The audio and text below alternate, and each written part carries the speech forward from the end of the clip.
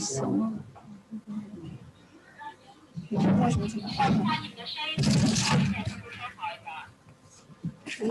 Okay.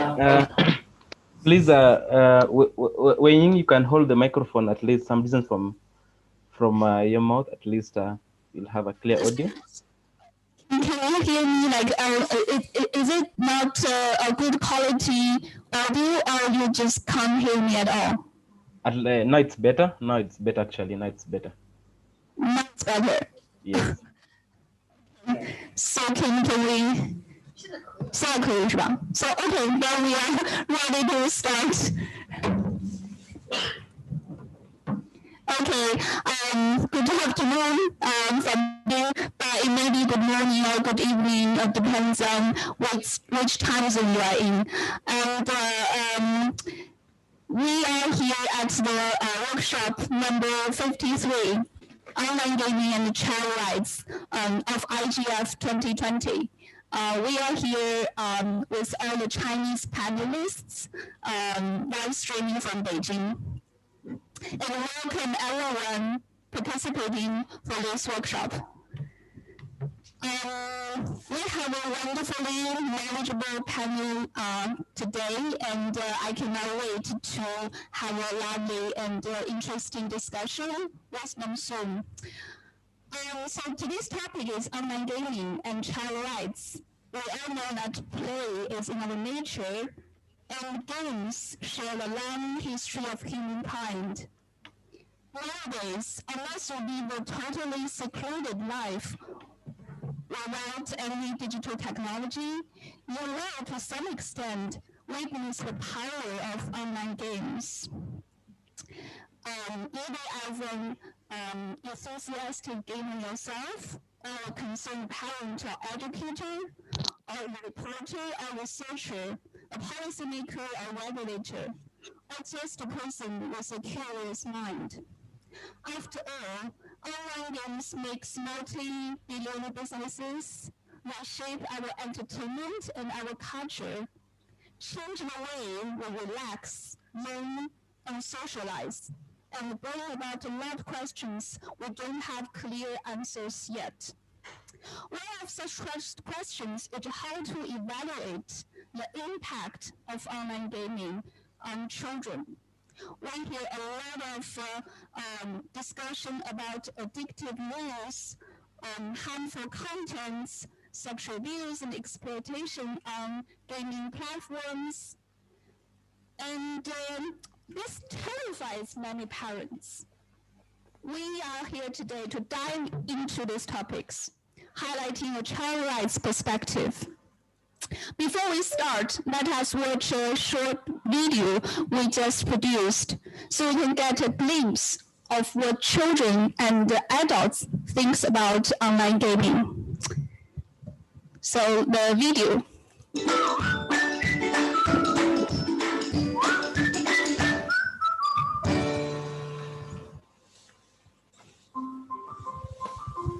同学玩和平了。 玩王者荣耀我的世界，王者荣耀现在是钻石。不玩，不经常玩，就是假期什么的会去朋友家玩会儿。平时就是一些音乐类。寒假的时候会玩，但是开学的时候就很少玩了。半个小时到1个小时吧，2、3个，大概1个小时。一天的话，我也就1、2个小时那种。 有的玩，有的玩，都玩游戏。有，他们玩的时间有的比我少，有的比我多。我们身边同学都玩王者、吃鸡什么的。对，然后女生更多就是第5人格之类的。这个我得详细说一下啊，我妈我姥姥都不会，只有我爸会，因为我爸觉得玩游戏没有用，就是在浪费时间。有，就是叫我不要玩了，一般都是让我吃饭啊、学习。 我玩的时候，我的感觉都是提心吊胆，因为我都背着我妈玩的。危害是有一定的危害，但这得看玩多长时间。我觉得我这个时间段没有太大的危害。可能玩久了对眼睛不太好吧。有一次我写作文的时候就就想不到一句总结全文的话，然后就抄上去的语血王者台词就得了满分。因为这样，我觉得可以帮助一下在学校的一天那些比较浮躁的时间，能打发一下时间。我觉得也没什么大的收获，然后就是能稍微学那么一点的一些那个小的知识，赢几把就会有一些成就感。其他的我觉得没什么。平常不玩游戏，对我们班的态度嘛，就是玩可以做放松，但别琢磨到次数。我们每个人都是从小玩到大，长起来了。我们每个人都有的成长的挺好的，所以不愿意把它过多的问题。它对于锻炼小孩子的这种心智肯定是有一定好处的，但是呢，因为他未成年，这种东西对于未成年的孩子来说，还是伤害更大一些。But of course, as a parent, you would want to monitor the types of video games. There are some video games that perhaps may promote more violence, and you would want to limit the types of video games that promote violence or other questionable behavior. 6、5、4、3、2、1，7、2。That's a very informative discussion, and we will hear a lot of those today. So without further ado, let me introduce our panelists. I'll start with these three who are physically with me here. First, our child representative, Bai Yufan, a 13-year-old who enjoys writing, painting, reading, and gaming. She also has an online blog on WeChat with 13,000 fans. Then we have Dr. Sun Jing. She is mainly here as a renowned game scholar, but she also happens to serve as the director of the Game Research Center at Perfect World, a China-based company famous for its business segments of games, movies and TV, esports, and education products. And then Ki Zhen, the Assistant General Manager of User Platform Department at the Interactive Entertainment Group of Tencent, which needs no further introduction for anyone who knows a thing or two about the gaming industry. Then let's meet the rest of the international panelists. We have Professor Amanda Third from the Institute for Culture and Society at Western Sydney University. She is an internationally renowned expert in child-centered participatory research. Hi, Amanda. And Marisha Shalat, Professor of Communication and Digital Platforms and Strategies at Mika, India, and she chairs Mika's Center for Development Management and Communication. Last but not least, we have Professor Peter Etchels. He is a professor of psychology and science communication at Bath Spa University from UK. His research looks at the behavioral effects of playing video games. He was previously the Guardian Science Blog Network coordinator. So let's kick off today's discussion with Peter's presentation on gaming addiction, which is a very heated topic here in China, but also globally, and one of the top concerns for parents. So, Pete, the floor is yours. Good morning, everybody. Thank you for having me here. I can't. I'm not a co-host at the minute, so I'm not able to share my slides. Just a second. Yeah, just a second. Is somebody able to change that for a just second, just so I can put my slides up? Done. Just try again. Brilliant. Thank you. Welcome. Yeah, that's done the trick. So I just set these up for everybody.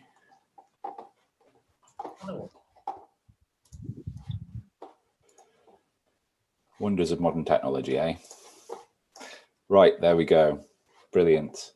So yeah, I just wanted to talk very briefly today. I know we've got a lot of really great speakers and not much time really, but I just wanted to talk very briefly about gaming addiction and the science of what we currently understand about it.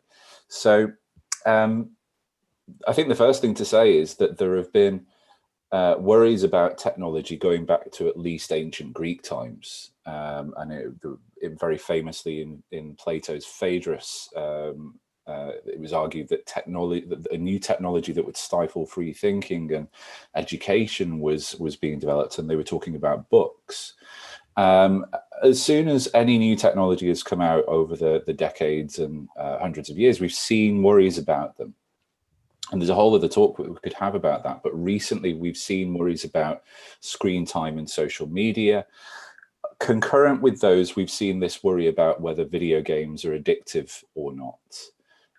And this came about largely because the World Health Organization announced in 2018 that they were including something known as gaming disorder in the ICD-11, the International Classification of Diseases. And this led to a whole series of stories in the news about games like Fortnite being addictive. Fortnite happened to be a particularly popular game at the time, and that's a scary thing to hear, right? It worried lots of people. It's scary to hear that this hobby that lots of people do can be a bad thing. But I think we need to acknowledge that there are some problems with researching gaming addiction as well. And I think in order to understand those, it's useful to know a little bit about the back history of it. So work on gaming addiction has been around for almost as long as video games themselves, but early work was what we call observational in nature. So we occasionally get doctors and clinicians writing a report for an academic journal, where they described an encounter, that they had with somebody who came to their clinic exhibiting a problem with playing video games. So there was a classic case in 1981 of a report describing a case of Space Invaders obsession, for example. So these sorts of reports started to spark a small concern that maybe in some cases gaming isn't a good thing for people. So there were a few cases like this. Then in the late 1990s, early 2000s, more formal research started to happen. And I think this is where the problems really started, though.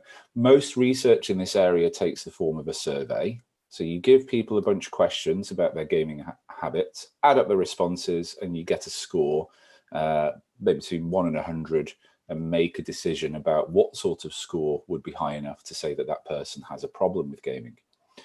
That's fine as a starting point. Those questionnaires that were originally developed were based on surveys used for other more well-known addictions, so things like gambling addiction or drug addiction.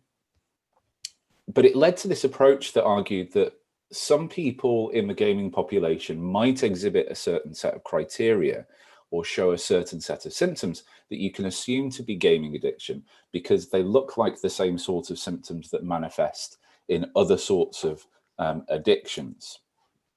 Now, the problem with that sort of approach is that it's not necessarily the case that gaming addiction, if it actually exists, looks the same as something like drug addiction or gambling addiction or another sort of behavioral addiction. So the problem then is that if you use a similar set of questionnaires for both and somebody scores highly on a gaming addiction questionnaire, you might incorrectly conclude that they're addicted to games when in fact they're not. It might be easier to unpack that with an example. So there are lots of criteria out there for deciding whether somebody is addicted to gaming or not. That's a problem in and of itself. But here's the list that the World Health Organization implemented. If we look at the second one in particular, increasing priority given to gaming to the extent that it takes precedent over other life interests and daily activities. Now, if we were to substitute the word gaming there with drugs, I think probably we'd all be in agreement that that's a reasonable check to make. If you're using drugs so much that you're not doing other hobbies that you used to enjoy, that's a problem. But the problem with using that criterion for games is that games are a hobby. So if we substituted the word gaming for with golfing instead, arguably we wouldn't be as worried. So for this sort of reason and others, scientists were fairly split when the World Health Organization made this announcement 2 years ago. Some researchers welcomed the idea. They argued that it was a good thing because by formally calling this a disorder, people who are experiencing genuine harm can get access to treatment, become eligible for insurance, get financial support, things like that. Other scientists, and I include myself in this camp, argued that this was perhaps a little bit too premature, that we don't know enough about gaming addiction, what it actually looks like yet, for a formal diagnosis to be made. Now, one of the arguments that we made there was that basing the criteria for gaming disorder on other types of addiction risks missing the symptoms that might be more representative of gaming addiction itself. And it's a sort of approach that assumes that games are harmful in and of themselves. So the idea that excessively using games will always inherently be a bad thing is endemic in that sort of idea. But games are by their very nature immersive and interactive hobbies. So the standard criteria for addiction, such as being preoccupied with them or playing them instead of engaging with other hobbies, doesn't seem to sit well as a benchmark for harmful engagement. So the problem, if we put all this together then, is that if we don't have a clear set of criteria for diagnosing gaming addiction, it makes it hard to get a good idea of how many people might be suffering from it. And actually, a lot of studies have been done trying to assess how many people might be suffering from gaming disorder. But because they all use different ways of categorizing the problem, the estimates vary quite wildly. So some studies suggest as much as 46% of the gaming population show signs of addiction, whereas others suggest that the number is as low as 0.2%, with the real number somewhere much closer to that 0.2% number. And that results in lots of problems. Things like we end up potentially misdiagnosing people, overdiagnosing them, so we're treating video games as abnormal in some way when in fact they're not actually causing any harm, or we underdiagnose, we miss the people that do actually have a problem. And all of these things are an issue. So from a scientific point of view, the jury is still very much out on whether gaming addiction formally is an actual thing. I think it's worth pointing out here that no scientist is saying that there aren't some cases where playing video games is having a demonstrably harmful effect on someone's life. There will be such cases. The problem is more that we don't have a clear idea yet of who those people are, how many of them there are, and crucially, whether or not it's video games that's the causal reason behind any of the negative issues in their life. Does that mean that there's nothing that we should be worried about when it comes to games? Well, not quite. So I think there's a risk, particularly that if games developers don't understand the psychological effects that playing games can potentially have on their player base, they risk walking down a dangerous path where they start to implement mechanisms in games that essentially do make them addictive. Now, I'll look at one of those very briefly in a moment, but aside from understanding the responsibilities that developers have in the way that they make games, I think it's also important that they show a social responsibility in the way that they're marketed. I play a lot of mobile games, and I very often see adverts like this during gameplay, where a game is labeled as addictive, but in a positive way. So there's a disconnect here, because developers can't market their games as addictive when perhaps they mean compelling or fun, and then get upset if government policy is developed to regulate them or curb their use.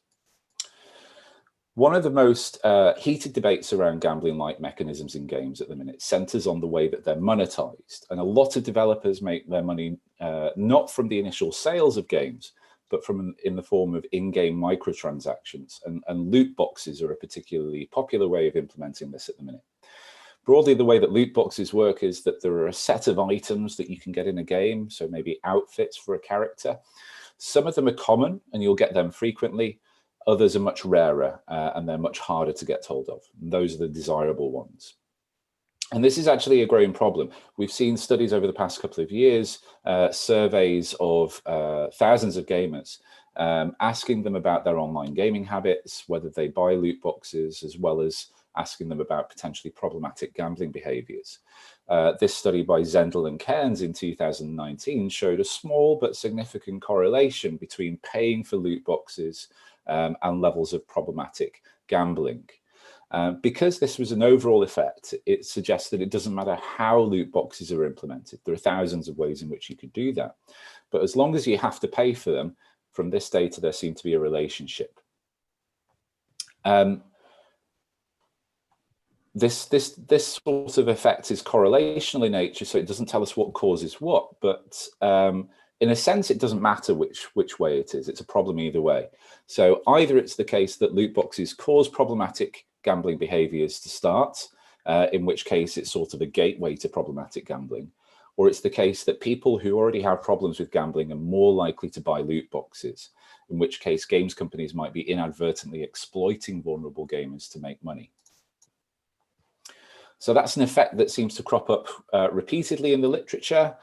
This is data from March this year that looked at the relationship between loot box buying behaviors, excessive gaming, gambling, and psychological distress. Now, again, this was all correlational in nature, but the interesting thing here was that while positive correlations were shown between buying loot boxes and psychological distress, the relationship between loot box spending and affect, how we feel basically, wasn't as clear cut. So spending showed positive correlations with negative affect, but also positive affect as well. Why is that the case? Well, if you look at this in terms of the relationship with problem gambling, people with higher levels of problematic gambling spend more on loot boxes, but they also spend more on other aspects of video games, so non-randomized game purchases. So one suggestion is that some gamers who have enough disposable income to comfortably spend on loot boxes also spend more on games generally because they enjoy doing them, and therefore it's a greater predictor of positive mood. So I'll leave you with this. Sorry, I know I ran over by a couple of minutes there. Should we be worried about gaming addiction? For a large part, no, I don't think so. But that doesn't mean that we should give games a free pass. It's unlikely that in our day-to-day lives, generally we will become addicted to video games. That doesn't mean that there aren't some people out there for whom gaming becomes a severe problem, but the issue from a scientific perspective at the minute is that we really don't have a clear idea of who those people are and how many there are of them.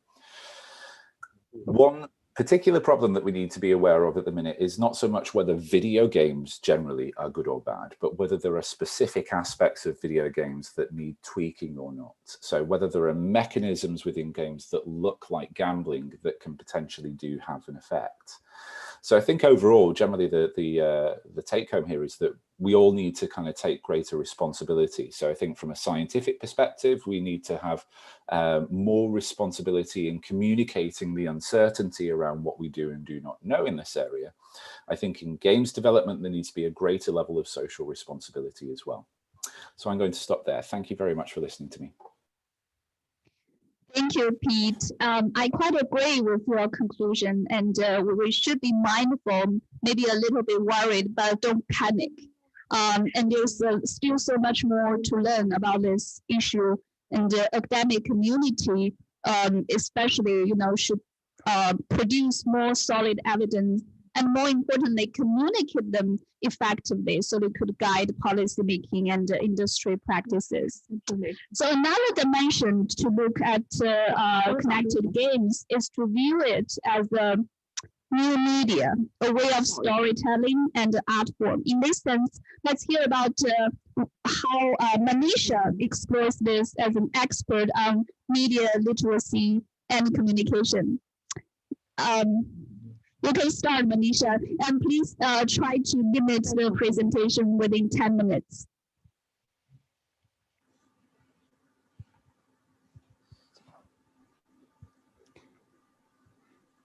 Manisha? Yes, can you hear me? Yes. Can you? Yeah, okay, great. So yes, as Wenning said, I'm going to bring the media literacy perspective to my talk today. And I'll also bring a little bit of the angle, from the part of the world where I'm from, that is India and larger South Asia. So I should confess that I'm not a gamer, but I'm a media literacy practitioner and also a scholar of digital cultures of young people. And as part of my work in these areas, I have actually witnessed 4 shifts in how we treat games. Because when I look at this part of the world, and I'm sure it's also true in other parts, is that gaming is not now considered, something that a small group of weird people engage in. It's become very much a part of the larger culture. And so I believe that if we don't pay attention to these 4 shifts, which have gradually occurred over the last couple of decades, we will still stick to the media literacy approaches, which were older, and our work will not remain relevant anymore. So these 4 shifts are: gaming has now become a serious business. And by serious business, I mean a serious occupation, as well as, from a hardcore money point of view. The second shift is that parents have changed. The third shift is that gender gap is reducing, but the issues connected with gender and gaming are not reducing. And then games themselves are changing. So we have to include a lot of new versions of games and gaming and new game cultures in the work that we do. So I'll very briefly touch upon these 4 shifts, and then we'll leave, the details for the discussion later. So let's look at some of these numbers. So if you look here, Asia leads the world in the number of gamers, and Southeast Asia is the most leading, region of the world as far as gaming is concerned. But even India is among the top 10 gaming countries in the world, 365 million users, and a good 45% growth in 1 year. And we also looked at, the projections for global gaming market are really, really huge. So why we have to pay attention to this is that we have to make sure that, because now there is money, so much money in gaming, there are a lot of vested interests that will also come in. And then if we want to protect child rights, then, we have to look at the business angle there. Second shift that I was talking about was that how parents have changed. So if you see these 2 pictures, one is that of a game called the Blue Whale, and the other is PUBG. And I'll tell you that these 2 games have given sleepless nights to like a large number of parents in India, right? So there has always been, this reservation about games being a waste of time, games being addictive, and games having very serious damaging, impact on children. And parents have bought this completely in India. And as my Wisconsin colleague, Kurt Squire would point out, that so many of these parents don't even know what gaming is, have never played any game, but they have very strong views about how games are harmful to their children. At the same time, now we have a new generation of parents who are also entering the field. And recently I came across this survey which said that 59% of this respondents said that they spent roughly the same amount of time playing games, and 24% of those confessed that they actually spend more time playing games than their kids do. So, but this doesn't actually mean that these parents are critical about gaming, or they actually know, what games to choose for their children, or what good games can do, or what negative things games can do. So just because these parents are playing games does not mean, that they are game literate.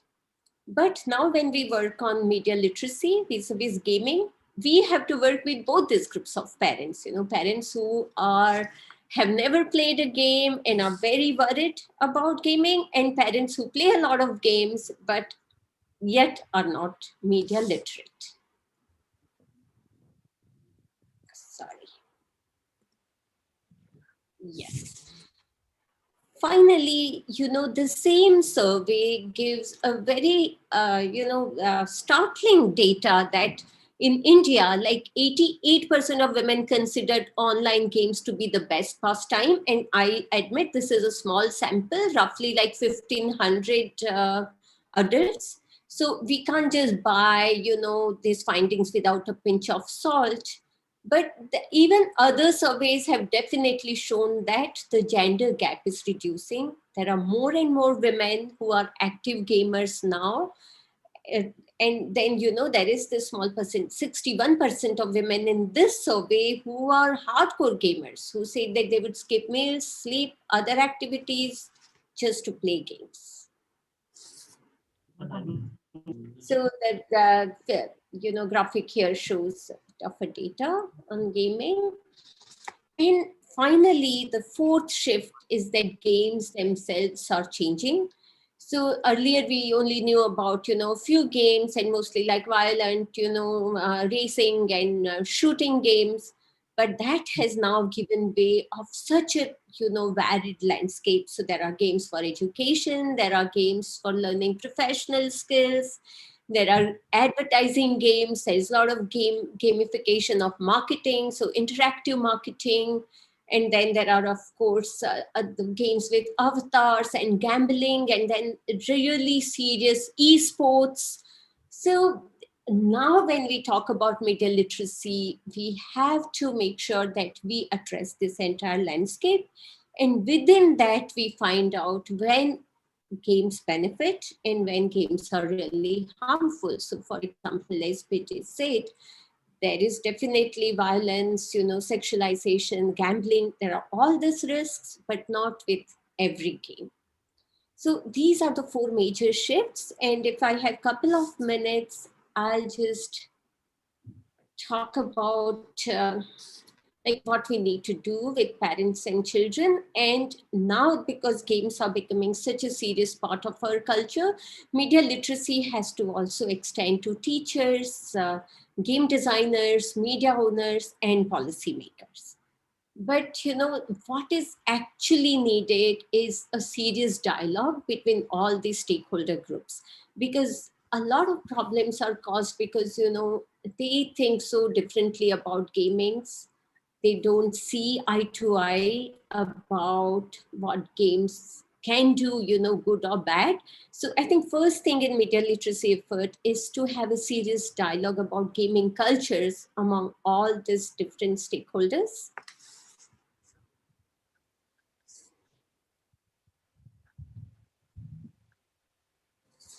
So finally, I have taken, this very interesting structure of game literacy from a scholar from Vienna, Swiss. So in his 2016 work, he gives a very nice structure to address media literacy. Is that there is learning in games, you can learn a lot of things like communication skills, how to develop agency, creativity, technological innovation. There is a lot of learning in learning about games, that is media cultures, children's cultures, contexts, digital divides. Game design also involves a lot of learning. And then there is gamification, where games help you learn, all different concepts. So I would leave at this, just charting out, the whole landscape of media literacy. And then I think we'll address the details when we discuss this. Thank you. Thank you, Manisha. Excellent timekeeping as well, and I'm very fascinated by the last slide, the 4 types of learning. And so let me turn to Dr. Sun Jing. You have translated into Chinese the book by James Powell Ji, what video games have to teach us about learning and literacy. So it is very fitting for you to share your views next. Maybe further elaborate on if and how gaming literacy could empower children. Okay. So it's my turn now? Yeah. Okay. Go ahead. The presentation or the question? The presentation. Okay. Okay. Dear all, it's my great honor to participate in this panel. I'm talking about online games and empower children. Okay, great, thank you. And my topic today is connected gaming. First of all, I want to make a very short, but can you give my slides there? Okay. 我的那个 PPT 能放在这个屏上吗？那我就对着这儿说也可以。Okay. So my topic today is connected gaming. How online games empower our children. I mean, speaking of children's rights, playing games, it is not just only about protecting their rights.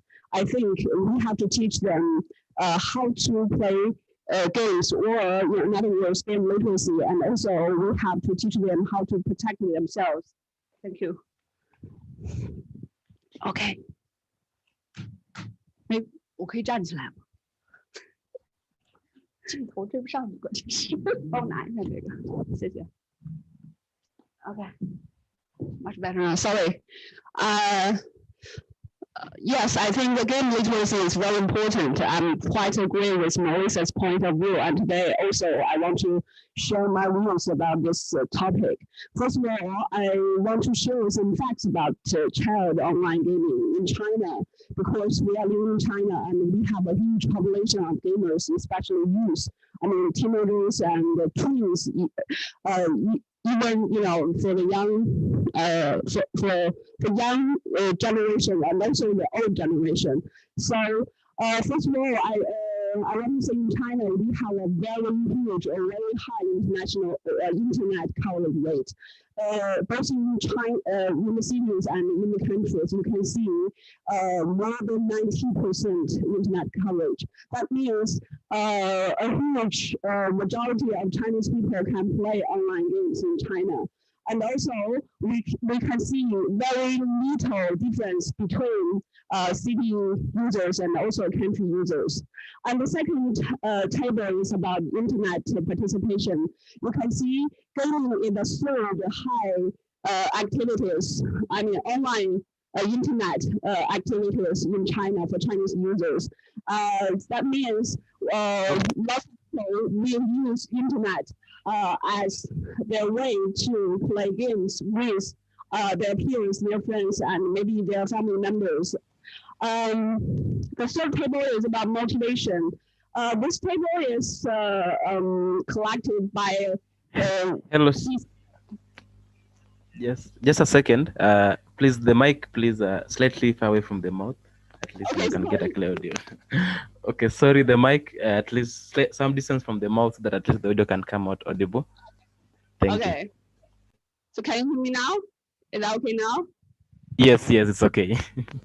Sorry, sorry for the inconvenience. And the motivation is mainly about their relationship or their social relationship with their peers, their classmates, and also the social purpose. So I think in China, children's online gaming motivation is greatly, based on their socialization in the neighborhood, in school, and in their family. And the third table is about time length. We can see every day, no matter in work days or during holidays, children, almost from 10% to 15%, no, 20% maybe, 20% youth or children, they play games for more than 2 hours, which is a little bit long. So if they play video games for this time length for a long time, maybe they will have some problems or severe problems. Just now we see some facts and numbers for Chinese children gamers, and now I want to share some participation genre or some categories of their gaming activities in this group. I borrowed this mode from American scholar called Professor Ito Mikudu, and she is a game scholar in University of California, Irvine, and her team wrote a book about media literacy and youth and children. So they gave us a mode about how children's gaming practice could be analyzed or analyzed or described in our daily lives. The first one is killing time, and most children, they play games just for killing time. They take games at their fields during different activities, maybe waiting a bus or meeting someone, and during this very short time, they play games just for fun. It's a casual and harmless activity. And the second one is hanging out. Although they play games with their friends, but it is also a friendship driven instead of interest driven, and their concentration is still on friendship and socializing with their peers instead of games themselves. And the third activity is recreational gaming. In this part, and we can see friendship driven turns into or become to interest driven. So according to their observation, lots of users are young males instead of girls, based on their ethnographic research in America. And also they think recreational gaming activities are a pathway to learn more about media and technology knowledge. And the first mode is organizing and mobilizing.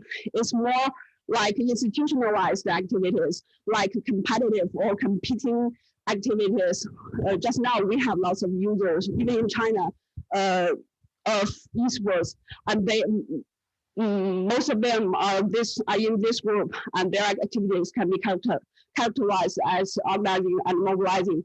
And also in this activity, they need more specialized technology and also the knowledge about gaming. And they develop very, power gaming activities. And finally, it is augmented gameplay. What does augmented gameplay mean? It refers to activities of, knowledge seeking and cultural production, including modification, like cheat, and also some kind of creative activities. So we can see children can use games to do lots of things, from ranging from friendship interest activities to interest based activities. And in this ecology, we see it's not only about children themselves, it's also about their peers, their parents, and also their educators.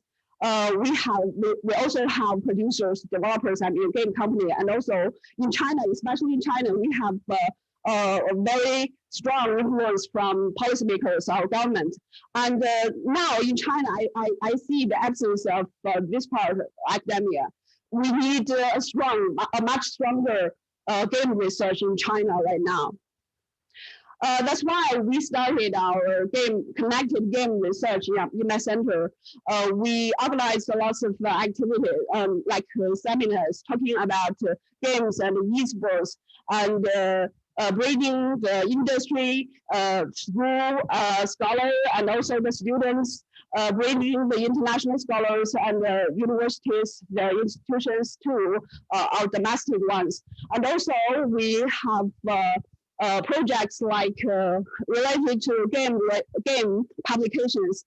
We offer our suggestions to some China-based think tank, and also we translated books. We introduced some good publications about game literacy, serious games, and game analysis into China. We also do some public lectures and also activities introducing game literacy, and help the parents and also the the whole general Chinese public to improve the game literacy.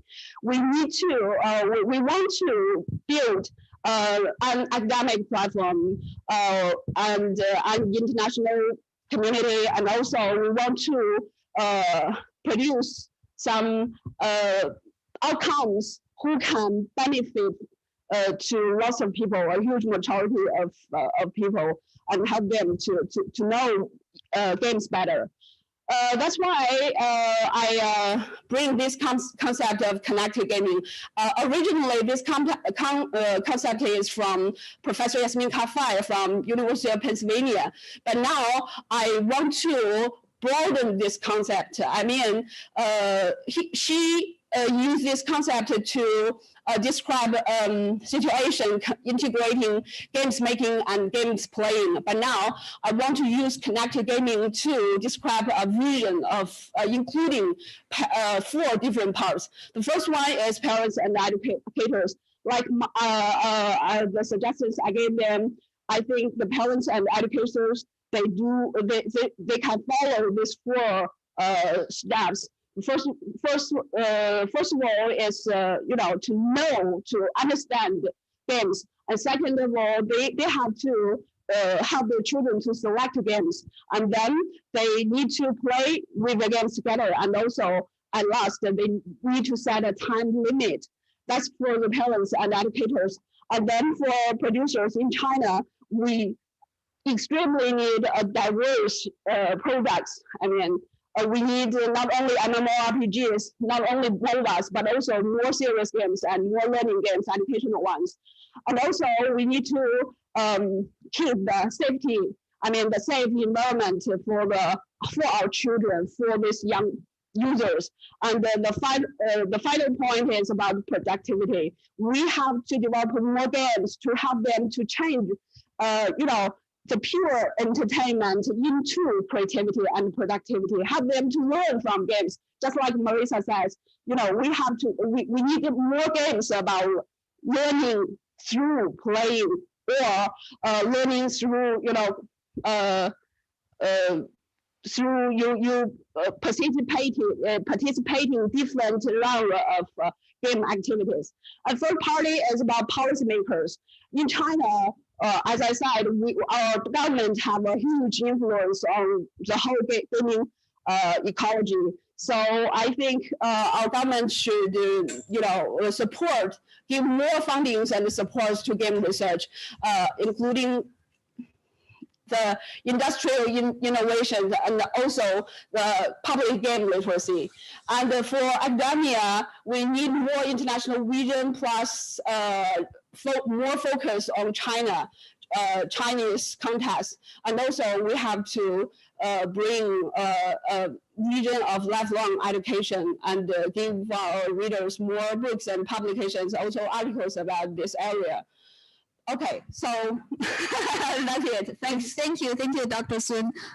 Indeed, concerted efforts from all sectors are needed. And I also want to thank you as a games researcher to bridge knowledge and experience between China and the rest of the world. And we have here today another industry representative, Lan Qizhen from Tencent. So let's hear what he can tell us about the views and the practices of the biggest gaming company. Okay, thank you, everybody. Hi, everyone. As we all know, with the rapid development of video games, the impact of games on the development of teenagers has become a pressing issue.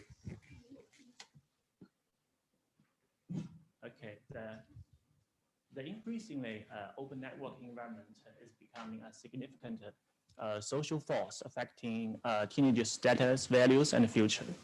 As one of the most important achievements of digital technology, video games have become the most widely used entertainment mode in this era. But society's mass culture psychology is affected.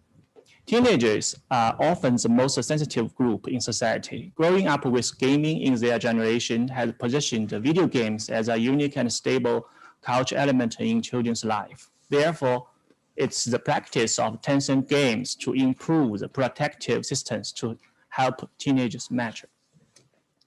By using game-based interaction to guide teenagers' learning and protecting children's right to play in the digital era, we will always consider the issues that every game companies should be thinking about. In April this year, a game which is called Right Runner appeared on the homepage of App Store. It's a very simple horizontal parkour type game. It looks like a little bit shabby alongside the fancy independent games or the beautiful commercial apps. Only when the players saw the first game level titled Fight for Your Right to Play did they realize the real significance of that app.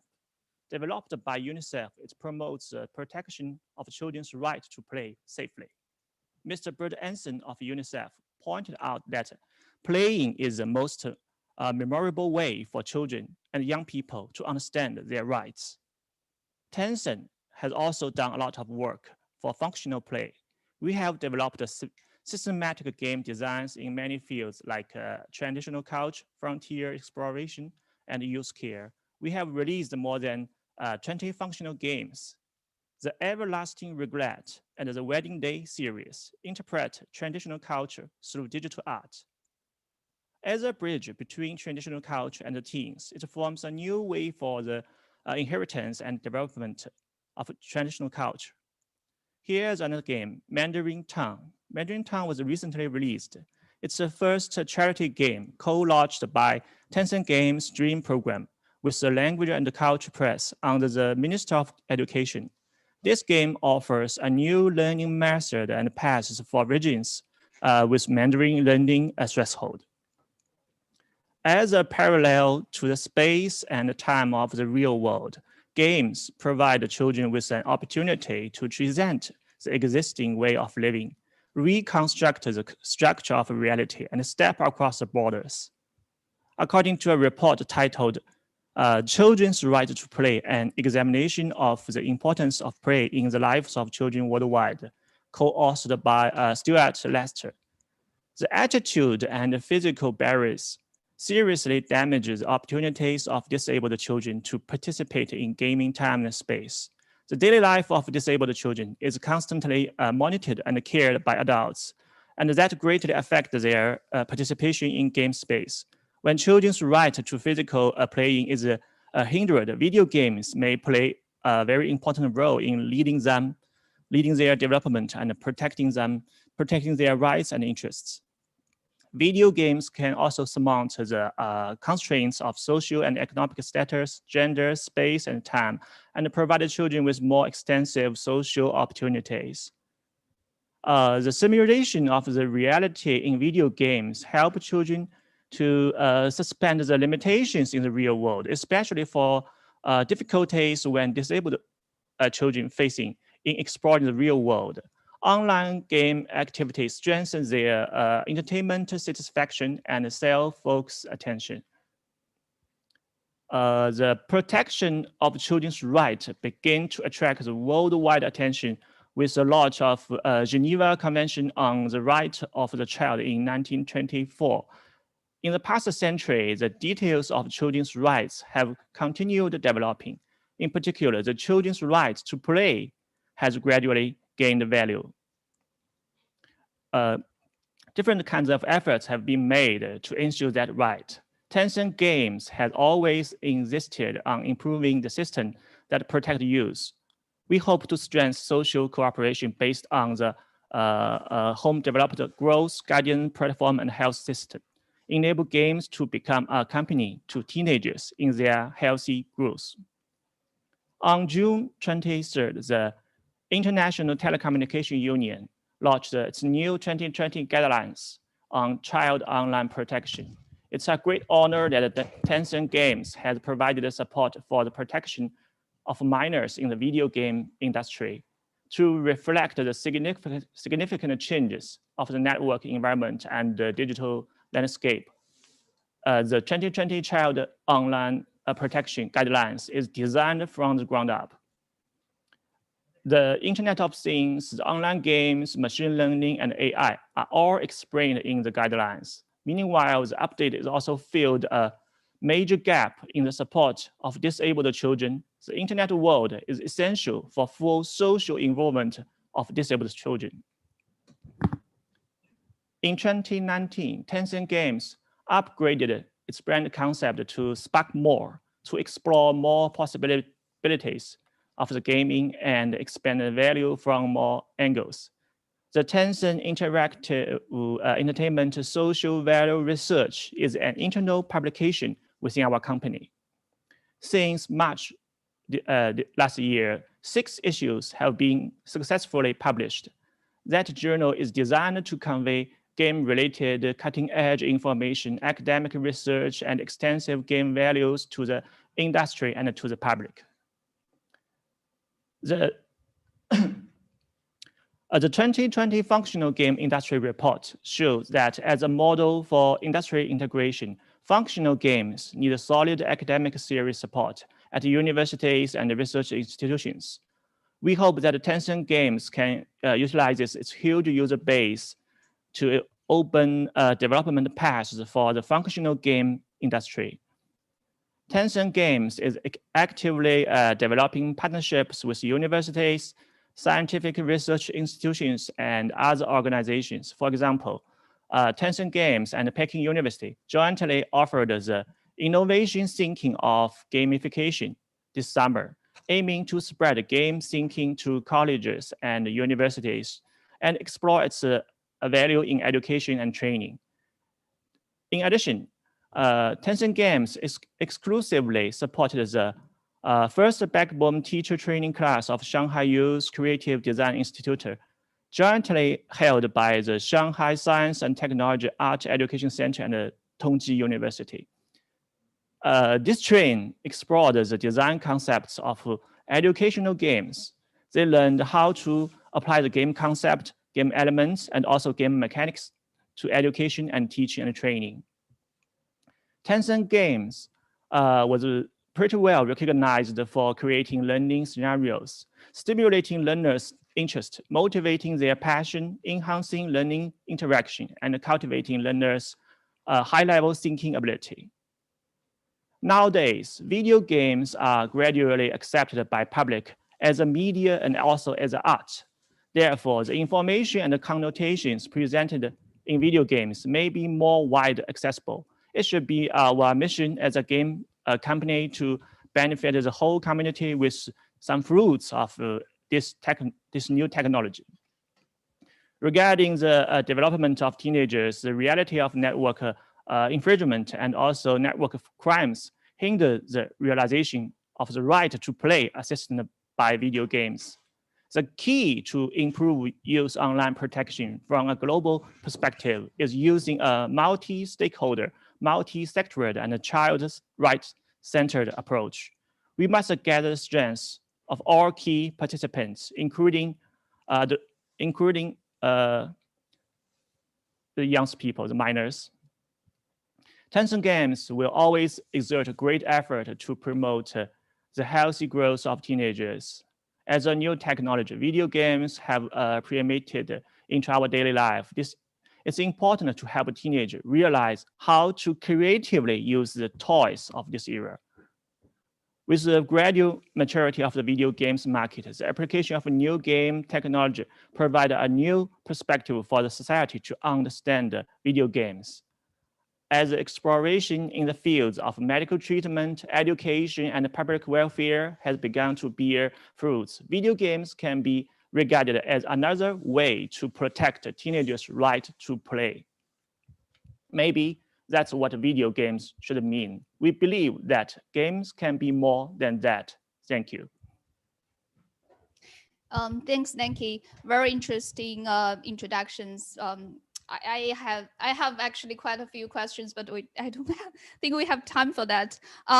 We have heard a lot from adults. Now it's time to let a child speak. I want to emphasize that Yu Fan, our child representative, initially wrote her presentation in Chinese, which is beautifully written, but she decided to do it in English to make it easier for an international audience. Kudos to Yu Fan, and you may start. I I think gaming is part of my life. I was once asked by my mom, what does gaming mean to me? It was a scary question. Does that mean I am not allowed to play games anymore? Gaming means a lot to me. I really don't want the games to go away in my life. So I thought about the question, what does gaming really mean to me? I feel gaming is not as what many adults think. They take it as a bad thing and do not want kids to play. In their eyes, gaming means two things. First, spend money and you will win. In this kind of game, you buy powerful equipment, weapons, and skins. Then you have a big advantage in the fight. With the golden equipment, you can win every game, and without money to top up, even you have great skills, you will still lose.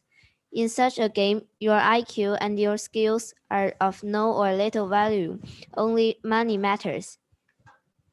There are games like these, and many people play them. However, I don't like them, and I feel those people do not get to experience two real interesting and fun games. Second, games are easy to win. You do some very simple stuff and gain a huge sense of achievement. This kind of game will keep offering you new levels to tempt you to go on playing, to lose yourself in it, to sit in front of an iPad for 5 hours. I have to say, many games are like that. This kind of game can remind you that you have no achievement in real life and only in games you can get things done. I admit, those two things are often what games are about. Let people find the joy of achievement that they don't find in real life. This is one meaning of gaming, but there are others. For example, gaming gives you a chance to feel the real fun in making friends.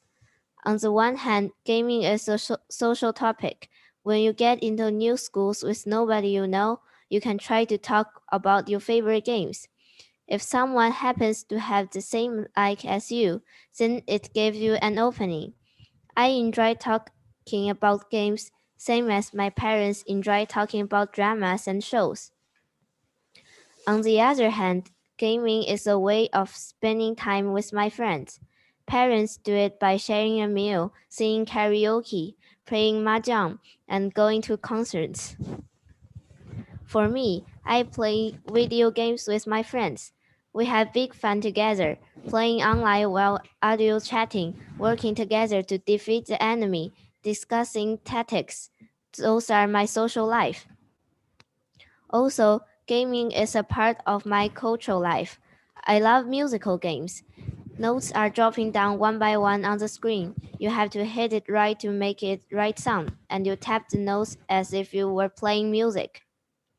I don't think there's any difference from Einstein's playing violin after he did his science project. Anyway, we all enjoy music and don't have to take the great exam. Another my favorite game is Sky Children of Light. In this game, you can play instruments. When someone is playing music, others will listen. You can even organize a concert where everyone plays the same score with different instruments, which is very exciting. There are other games with plots. The characters and stories are the same as those of movies, but the story will develop according to the player's mood to reach different endings. My father said that this kind of game was like the best from the drama in the immersive theater. When you finish the game, you feel like having watched a movie or a TV show. What is more exciting is that you have a role in the game. I believe game is a great way for me to relax, same as parents watching a movie, reading a novel, playing bridge, or going to art gallery. In the game, we are as nervous as you watch a movie, full of wonders and excitement. There are also many amazing costumes and props, as well as nice surroundings.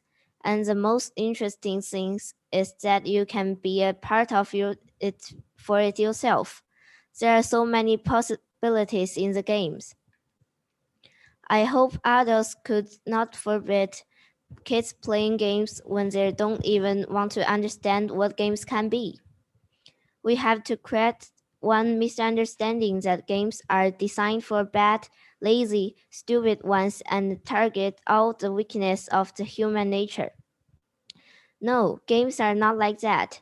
It is for everyone, except those who enjoy friendship, knowledge, art, breathtaking stories, and solving problems.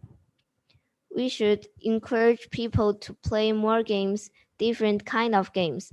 We should let them know that gaming is not only for killing time, not only for win, it's for joy, for fun. Thank you. Thank you so much, Yufan, for this inspiring and honest sharing of your experience with games. I dare say it shows a great deal of gaming literacy that we just talked about a lot, combined with good parenting. Children can benefit from good quality connected games. So Amanda, I'm curious that what do you think about Yufan's story, and beyond that, what insights you have on this topic from years of working with children on their digital use? Thanks, Wei-Ying. It's really great to hear Yufan speak like that from the heart about her experiences. I thought what a lovely job she did of walking us through all the different feelings that she has about it and the different kinds of things that people say to her about her gaming practices. Yes, thank you, Yufan. That was wonderful. And thank you too to UNICEF China and the China Federation of Internet Societies for organizing this panel tonight. I'm going to talk to you about children's rights in online gaming. So children around the world say that they use the internet primarily for communication, connection, and sharing, followed by information seeking and play, leisure, and relaxation. And they say these things are critical to their well-being and enabling them to realize their rights in the digital environment. So play in online settings, as we've just heard from Yufan, for children is among the most important benefits that children derive from their use of digital technology. Children's online play enables them to develop important skills. As Manisha has just talked about, they can learn to navigate challenging situations and experiment with different identities and decision-making outcomes. In online games, they use literacy, numeracy, critical thinking, and many other skills to solve problems or to strategize. But children also enjoy games, which is a really important end outcome in itself, because that supports their well-being. At the same time, though, children's online gaming can expose them to a range of risks. And while the challenges of excessive gaming often preoccupy those who seek to govern online gaming effectively, there are a range of other, perhaps less obvious, but just as pressing risks of harm that need to be mitigated in order to ensure that children can maximize the benefits of online gaming. For example, as Sonia Livingston notes, children often game in heavily commercialized and under-regulated digital spaces, potentially exposing them to forms of economic exploitation. And I'm thinking here, as Pete was earlier, of loot boxes, gambling, advertising, as well as the harvesting of their data by third parties for purposes that don't always benefit the child. Many children are participating in gaming platforms that are not designed specifically for children, which of course raises a series of questions about the extent to which they might be exposed to inappropriate content, practices and relationships with others, and whether they have the skills and capacities to deal with these risks of harm. Of course, cyberbullying is known to be a problem on some gaming platforms, and there are concerns that some gaming cultures reproduce forms of toxic masculinity. So how can we approach governance in this domain? I'm going to highlight some of the ways that rights-based approach can support the governance of online gaming. And I'm going to argue today that the Convention on the Rights of the Child and the supporting mechanisms for interpreting the convention, are really important tools in guiding our decision-making when it comes to governance of online gaming. So the convention stipulates the rights of all children under the age of 18. And it was signed in 1989, and it's the most widely ratified treaty in the history of human rights treaties. The obligations of, it also spells out the obligations of duty bearers to achieve those rights for children. And it provides a ready-made and very robust framework for ensuring that governance can best support and enable children's rights. There are 3 dimensions to children's rights as they're laid out in the convention. They are provision, participation, and protection. These dimensions of children's rights must be carefully balanced as we think about how to address the governance challenges of online gaming. It's widely acknowledged that online gaming may simultaneously infringe and support children's rights. Online gaming perhaps most obviously impacts children's right to protection from harm, but also, of course, and importantly, their right to rest, leisure, and play. But remembering that the digital environment is complex, there's much more at stake than these 2 rights. Indeed, online gaming potentially impacts a very wide range of children's rights, both positively and negatively, and some of these are on your screen now. But what governance efforts have to remember is the indivisibility of children's rights. In the way that we wield the convention, there is no hierarchy of rights. Children's rights must be progressively realized in combination. So we can't prioritize one over the other. And I think this is very important in terms of thinking about how we approach governance holistically, trying to think about all the different possibilities and threats for children's rights. The Convention has 4 guiding principles: the right to non-discrimination, the best interests of the child, the right to survival and development, and the right to participation. And additionally, the Convention acknowledges children's so-called evolving capacities, right? That this idea that the protection of and guidance to the child must transform as she develops and grows. So online gaming may influence the rights of different children uniquely in accordance with factors such as age, gender, geography, ability, culture, socioeconomic standing, or their level of exposure to the digital. Children are not a homogeneous category. Their experiences are shaped very deeply by the contexts in which they live, meaning that they have different levels of access and they use technology in different ways. More than that, children's experiences of online play differ according to their gender. Boys, as we've heard already today, tend to play more of a particular kind of game online than girls. And it's vital that we pay attention to this diversity to be able to act in children's best interests. And indeed, the Convention specifies or makes particular provision for children with diverse needs. Further, children of different ages use digital technology to play in a wide variety of ways according to their developmental stage. Play tends to be highly repetitive in children's early years, and it broadens out and diversifies as they grow older. Indeed, interpreting the Convention on the Rights of the Child for governance of online gaming can help guide us in thinking how to appropriately support children's evolving capacity, the ways they grow and change over time, and the consequences of this for their rights.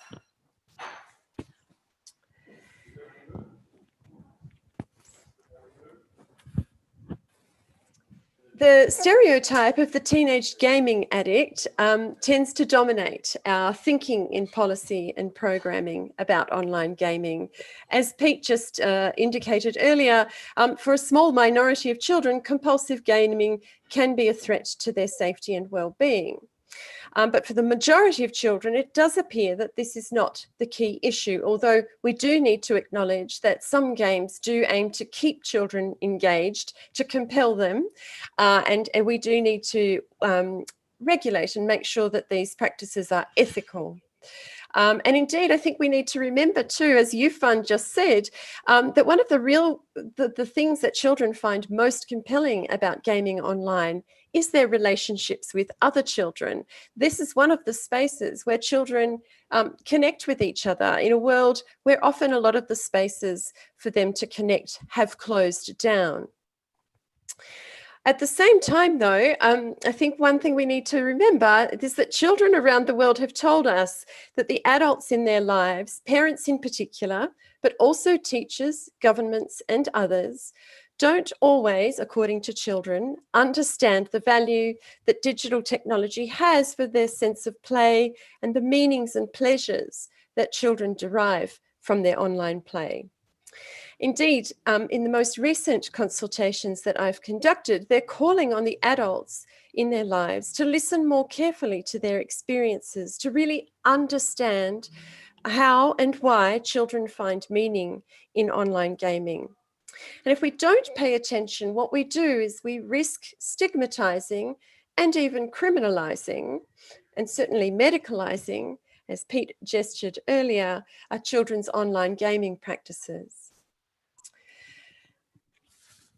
So we also need good, strong, evidence-based approaches. There's a wealth of good research on children's online gaming, and new research is emerging all the time. And here I would just point to the newly established Digital Futures Commission in the UK, which prioritises play as one of its key foci. And I think it's a really lovely example of the ways that we might do evidence-driven policy and practice. But it's also true that to date, a lot of the research, again, as Pete gestured, is not conclusive. There's a strong need for further research that's driven by child rights approaches to inform the decisions that we make to support children's rights. I think we also need to think carefully about what mechanisms of governance we can apply in order to build in safety in the games that children use. And a good example here is Lego's approach. While we can't always anticipate with certainty all of the effects that different children might experience in relation to online play, we can ensure that minimum safety standards are built into the games and the communities with which children interact. Safety by Design, which was pioneered by the Australian Office of the E-Safety Commissioner, lays out a set of principles to guide developers, whether they are small startups or multinational gaming companies, to embed children's safety at the heart of digital tools and platforms. And lastly, we need enforceable industry standards around, in particular, the collection of children's data via gaming platforms, and standards that acknowledge and protect children's rights.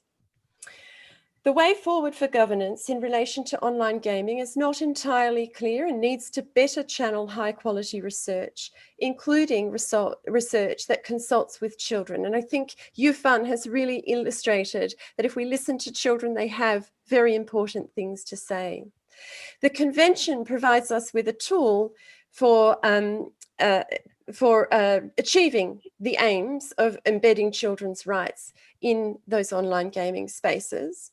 And beyond the convention itself, of course, there's a series of general comments that guide the interpretation of the convention. I would point to the one on children's right to play, but also the forthcoming general comment on children's rights in the digital environment. These documents provide evidence-based and principled guidance that can support states, NGOs, private enterprise, and many other people with investments in these issues to ensure that governance in relation to online gaming is informed by a rights-based approach. Together, this collection of tools provides us with a strong way of navigating the challenges to children's rights and supporting children to maximise online gaming for realising their full range of rights. Thank you.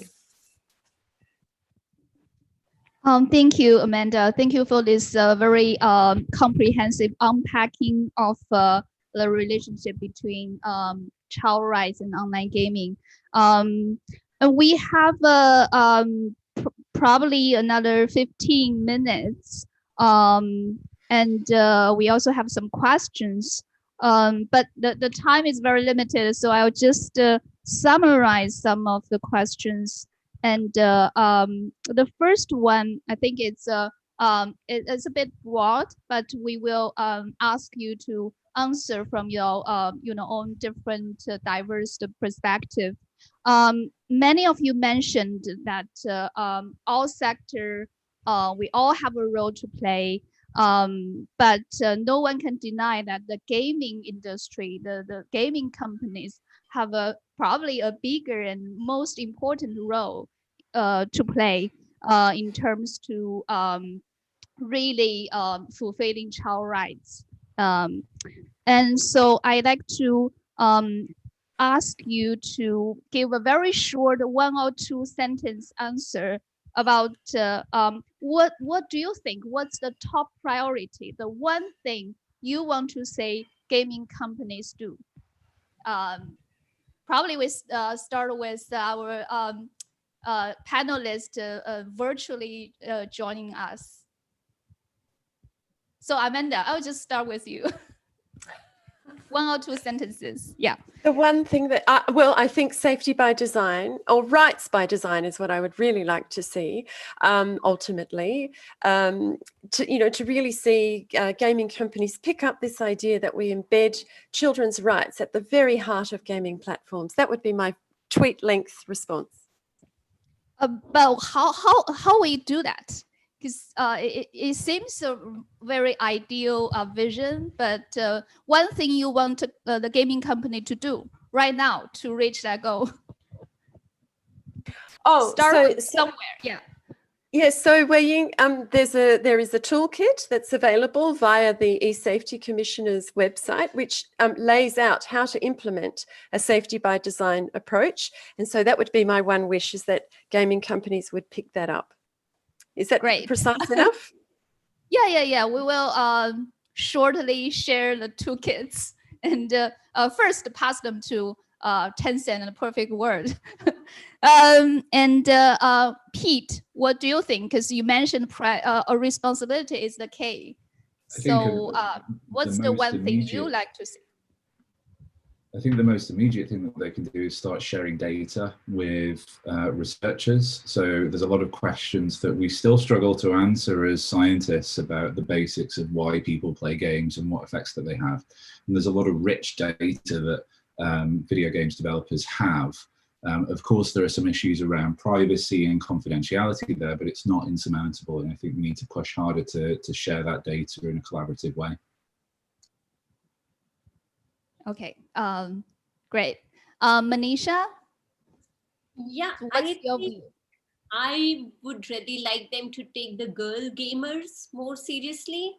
And by that, I don't mean that, design separate games for girls, like, like dolls and homes, and not that, but really make the space more empowering for girl gamers, like more safety, less harassment, so that the real benefits that people say, like social ties, communication, social capital, if these are the real benefits of gaming, they should be able to reap those benefits. So that would be my take on it. Thank you. So now we will turn to our 2 industry representatives. First, I want to ask Dr. Sun Jing, because there are a lot of sort of methods or tools adopted by the games. And one thing, the child rights community are very concerned about is, maybe embedded marketing for children. So what do you think of that? Even it's too commercial? Yeah. I mean, it's, what do you think that companies should respond to such concerns? I think for now, in our context, I mean, in China, we do have some problems about commercialized promotion and also commercial oriented production. However, luckily we see the higher game literacy in both female gamers and male gamers, and now people are longing for or willing to play more creative or indie games with more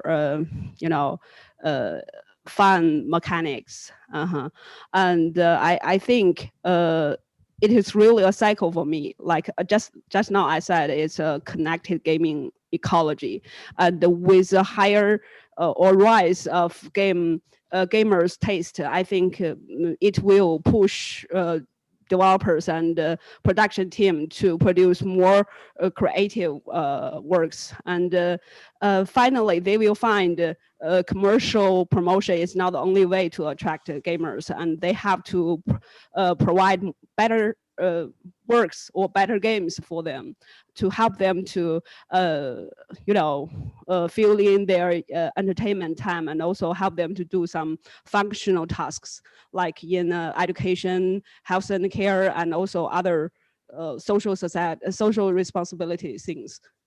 Thank you. Okay, thank you.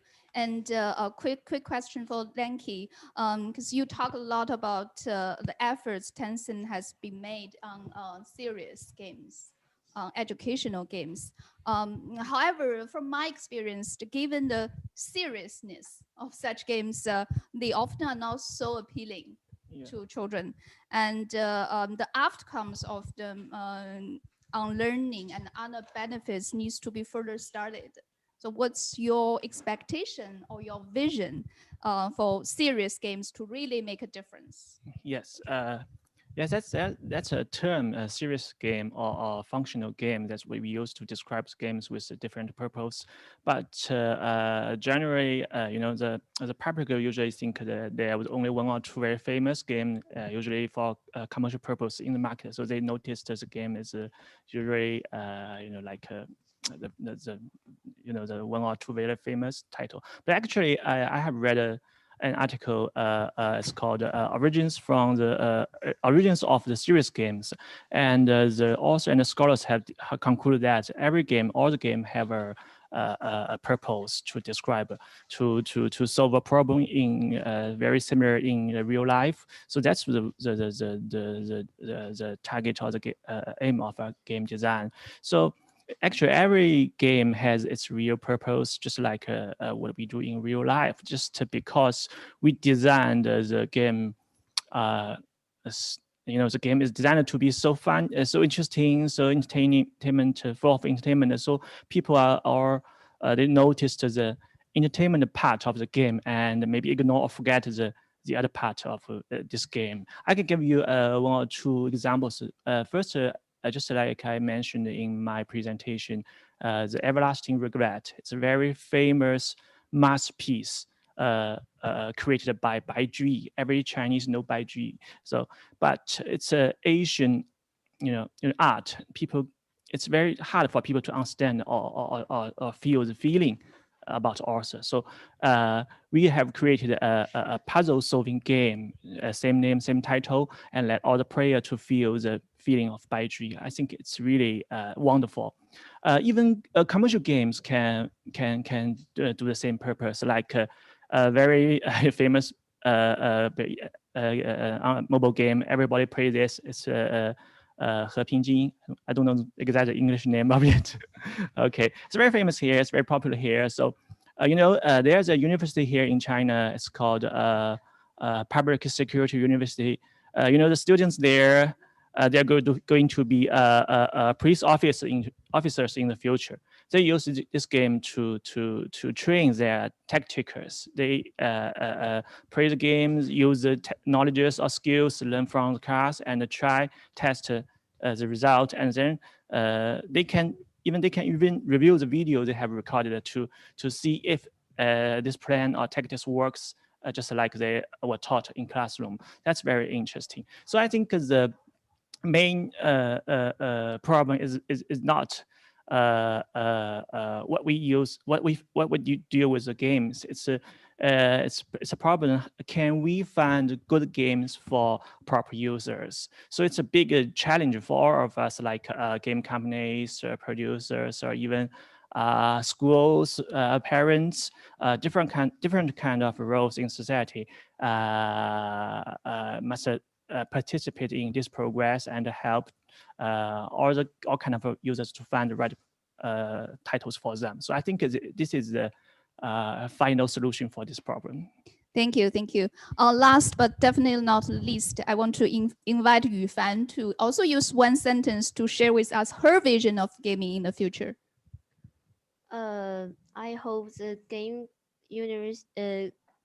companies will make more creatively the games and make us more happier, not rather than make them richer. Make better games, make us happier rather than make them richer. That's very well said. So everyone, 90 minutes went by so quickly, so much to talk about, but so little time. And now we're coming to the end of the workshop. Thank you so much for all the panelists, for your time, your energy, and your insights. And a big thank you for the IGF organizers and the support team. We could not have done this without you.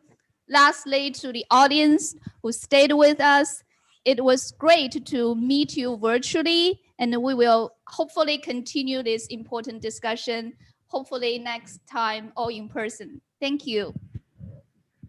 Okay, Thank you. End of the workshop. Thank you, everyone. Yes, thank you so much. Thank you so much. And remember there's a feedback email will be sent. Please just at least do give us feedback. We'll use that to plan for the next IGF. Okay. So please. Will do. Everyone, please. Thank you. Thank you so much. My name was Vincent and I was your host today. Thank you so much from IGF. Bye. Bye. Thank you. Bye-bye. Okay. Bye. Bye, Amanda. Bye, Yes, Peter. see you, Vincent. See you next week. Okay, see you.